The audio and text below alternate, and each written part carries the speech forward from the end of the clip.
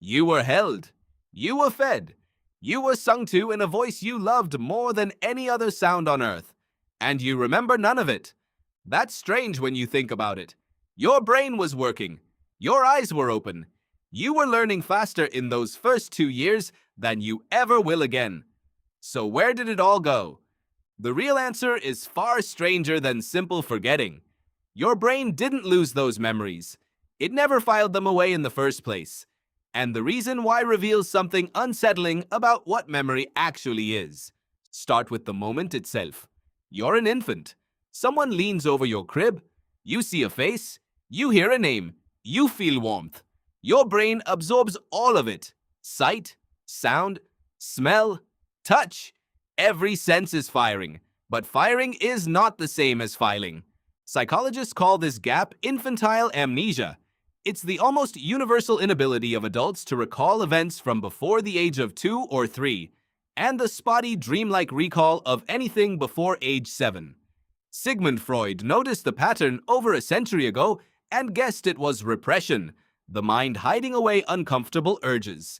He was wrong about the cause, but he was right that something real was happening. So what is actually happening? Picture your brain as a library that hasn't built its shelves yet. The books are arriving, they're just being stacked on the floor because there's nowhere to put them. The shelf in this case is the hippocampus. It's a small curved structure deep in your brain, named for its resemblance to a seahorse, and it's the region responsible for stitching moments into long-term memories you can later retrieve. In an infant, the hippocampus is still under construction.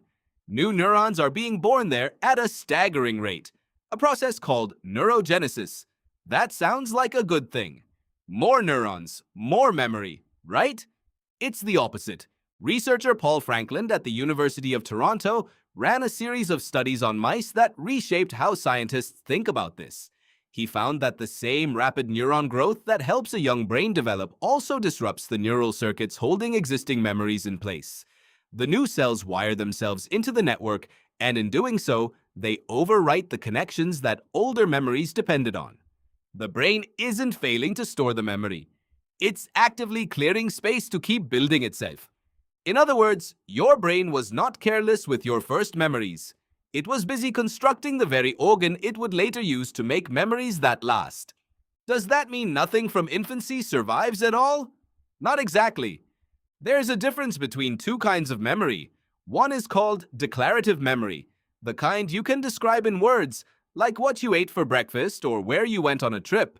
The other is procedural memory, the kind stored in your muscles and reflexes, like riding a bike or flinching at a loud noise. Infants can absolutely form procedural memories. A baby who is startled by a dropped pan may flinch at sudden noises for years afterward, with no conscious memory of the original event at all. The lesson stays, the story disappears. This is why a frightening experience in early childhood can shape anxiety or comfort patterns well into adulthood, even though the adult could never tell you what caused them. The brain kept the warning. It just didn't keep the receipt. Here's where it gets more interesting. Memory researcher Carol Peterson, who has spent decades studying children's earliest recollections at Memorial University in Newfoundland, found that the age at which earliest memory sits isn't fixed. It shifts. When she interviewed children about their early memories and then asked them again years later, many of the specific memories had changed, faded, or been replaced entirely, even though the children were equally confident in both versions. Your earliest memory is not a fixed photograph in a drawer. It is a story you keep quietly re-editing every time you tell it. That should make you pause for a second. If your earliest memory can shift over time, how much of any memory is the original recording, and how much is the most recent rewrite? There's also the matter of language.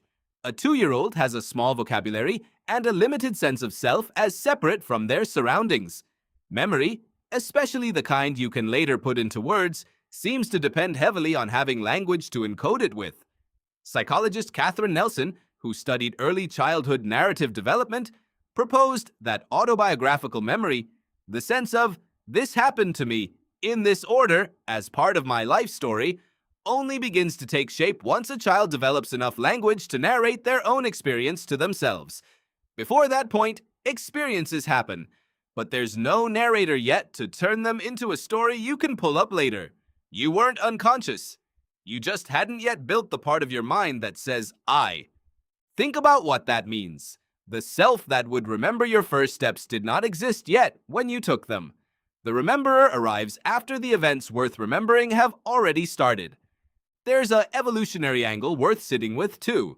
A brain spending its early years wiring basic survival circuits, motor control, attachment, threat detection, language, would gain very little from also trying to permanently archive every detail of those years. Infancy is expensive enough as it is.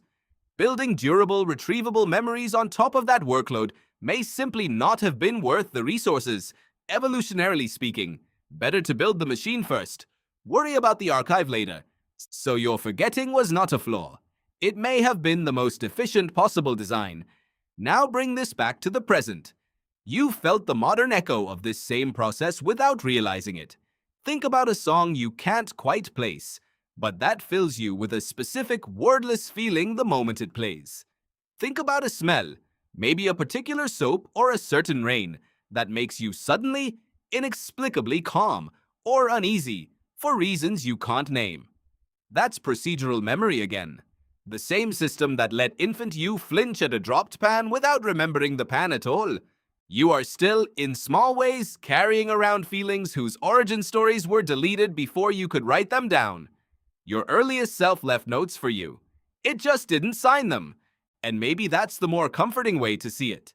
You don't remember being held, being sung to, being fed in the middle of the night by someone exhausted and devoted, but your nervous system does, in its own wordless way. It shows up as the song you can't place. It shows up as the feeling of safety you can't explain.